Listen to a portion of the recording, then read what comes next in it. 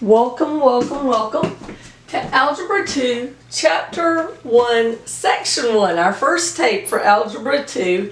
I'm going through this book, and you don't have to have this book to learn these ideas, but if you want to do this as a class and go through it all, use the book. Go back, and I made a introduction tape on how to use these tapes as a class. So go back and watch that, and it'll explain everything about test, homework, extra help, all that. So go watch that tape. So now, but let's talk about this. We're going to talk about real numbers and number operations, and the best way to learn all of these words is sort of seeing it and its opposite or something like that. I've always said what makes math hard is not the math. Because math, when it comes down to it, is often just add, subtract, multiply, and divide. What makes it hard is the English, the word. So, what are we starting with? The hard part. So, the first thing is real versus imaginary numbers. And the easiest way to know what a real number is understanding it's not imaginary. Now, let me explain to you where imaginary numbers came from. So, as you know, the square root of 4 is either 2, positive 2, or negative 2.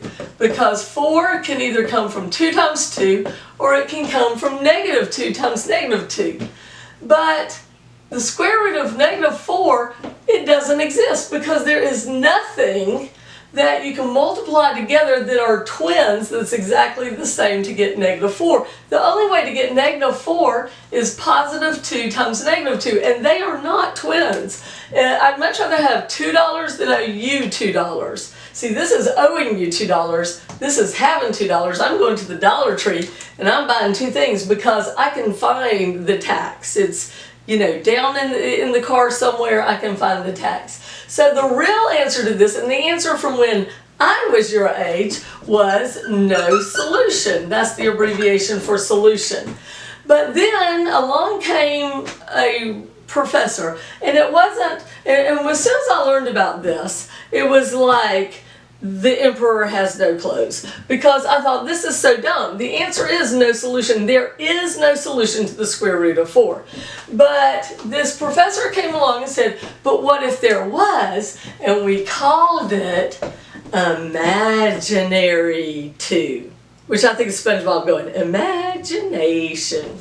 So as soon as I found out about it, I said, oh, he's got to be someone important and not some lowly high school teacher from Georgia. And I think he was at Harvard, the guy who thought of it.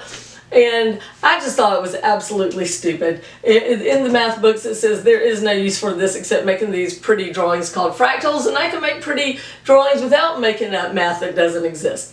But I have a kid who's in college, and he said his professor said that there is a use for it, that we have proofs. You remember from geometry where we prove things that we can do in math. And there are things we know we can do in math, but we haven't been able to write the proof for it yet unless you go through imaginary numbers. So I won't say it's quite as stupid as I thought it was, but I'm still not a fan of the imaginary numbers. Still think it might be the emperor has no clothes. All right, so imagine this is imaginary numbers, so real are everything but. They are real numbers, not imaginary. The other thing is rational versus irrational, and it's easiest to know what's rational if you know what irrational is. An irrational number are things like the square root of 2, pi, this has to do with logs, natural logs, this e, or square root of 3, prime number squared. If you put any of these in your calculator, it gives you a decimal number that goes on forever without falling into a pattern of repeating 1 4 1 4 1 4 1 4. Okay, so that's irrational numbers. Decimals forever without falling into a pattern of repeating. So the opposite is rational. Rational numbers can be written as a fraction, like 2/3. It goes as a decimal forever, but it's 6 forever and ever. If you do it on your calculator, the last one will be 7, but it's just because your calculator rounded it up. All right, so the next one is whole versus integer. And my sister says integer. It must be how her teacher said it. I I used to think she was stupid for saying integer, and then I looked it up and it's an alternate pronunciation. So who's the stupid one? All right, so this one, whole numbers are 0 and up. But they're not fractions or decimal, they're the whole numbers, 1, 2, 3. Integers are the same thing, but it includes the negative numbers.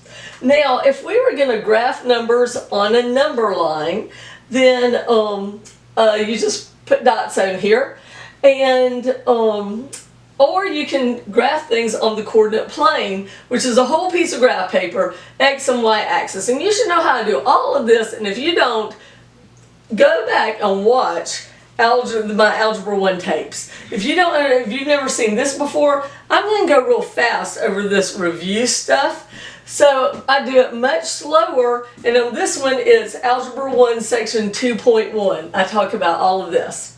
Graphing Algebra 1. If you need more, if you haven't ever done that, go back, find those Algebra 1s. I explain it much slower. I don't want you to be intimidated by me going fast, but we got to go fast over the review stuff so that we can get to what we need to learn for the Algebra 2 stuff.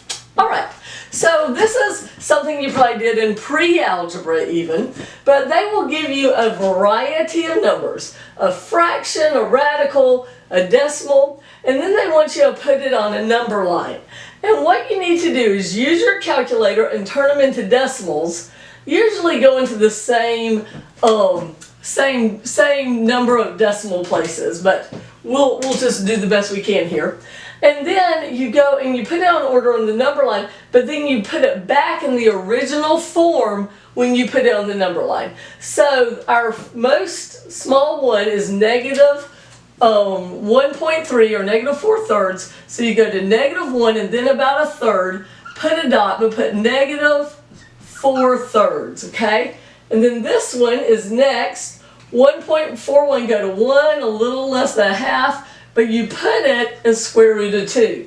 2.7, you go to 2.7. This is 2.7, you write it in that form. So how you do these, convert them to decimals, figure out which is bigger, put them on, but put them back on originally. Okay, here are some more points they wanted us to put on our number line here. I'm looking for my green marker. They want us to put -2 and 3.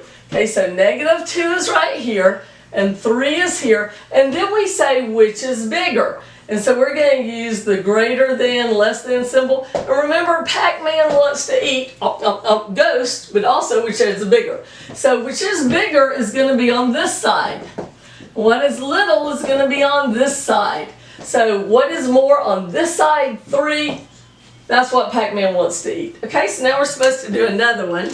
I'll make these dots purple. -1 and -3. Which one is bigger? Well, if you can tell, the -1 is closer to the big side, so -1 is greater than 3. I didn't give myself a lot of room there, did I? In your book, it talks about the properties. You remember those properties: closure, commutative, associative, identity, inverse, distributive. If you need to go over those properties and see what they are, go watch the Algebra 1 video that is at 2.5. But if not, just read them over in your book carefully. I think you'll be fine with the properties. Okay? Because once again, they're just words. They're not math. Okay, now one of the things we have to do is we have to convert words to math. So if we have this sentence, the difference of 7 and -10, that would be 7 minus -10, and what do two negatives make? A positive. So this is 7 plus 10, which is 17. Here's another one. The quotient of -24 and 1/3. This is the one that's hard for me. I always go, oh, quotient, rats. Which one gets divided into the other one? Well, it's the 24 gets divided by the 1/3. And if you remember, how you divide a fraction is you flip it and multiply. I get that from turn up the radio, blast the stereo louder. That's the real song, and it says pump it, but I say flip it.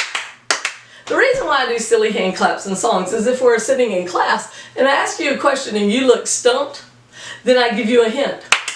And you go, oh yeah, you flip it. But you're not here, so I have to give you your flips on YouTube instead. All right, now so you would flip this and multiply. But there's actually a rule that I call the Bible rule, or the Jesus rule of math, or the Bible rule of math. Jesus said the last will be first and the first will be last. So to me it seems like if I was a number, that the last place I'd want to be is in the denominator of the denominator. So there's this rule that if you're in the denominator of the denominator and you're a number, dun-dun-dun, you get to go up and be in the numerator. So this turns into negative 24 times 3. And that is equal to negative 72. So that's in your book. Each of these are in your book. Study those examples and make sure you understand them. Another thing in this review chapter is unit conversions. How I want you to do unit conversions is write what they give you as the known, whatever your given is here. I want you to draw these straight railroad tracks. It really helps kids do better than parentheses. Parentheses is too messy, they get confused. Write the units of what you know here with the number that they give you. Write the same units down here in the denominator of our first box, and write the units you want up here. Write the numbers that go with them that makes them equal. Things like 12 inches in a foot. Write the units with that. These units will cancel out. You don't cancel out the numbers, just the units. Any number on top gets multiplied. Any number on bottom gets divided. The reason why this works is mathematically this equals 1, because anything divided by itself is 1. And if you multiply anything times 1, you don't change its value. And once again, if you need to see this slower, there is an Algebra 1 tape on it and a pre-algebra one too. So here's an example. We have 1.5 hours.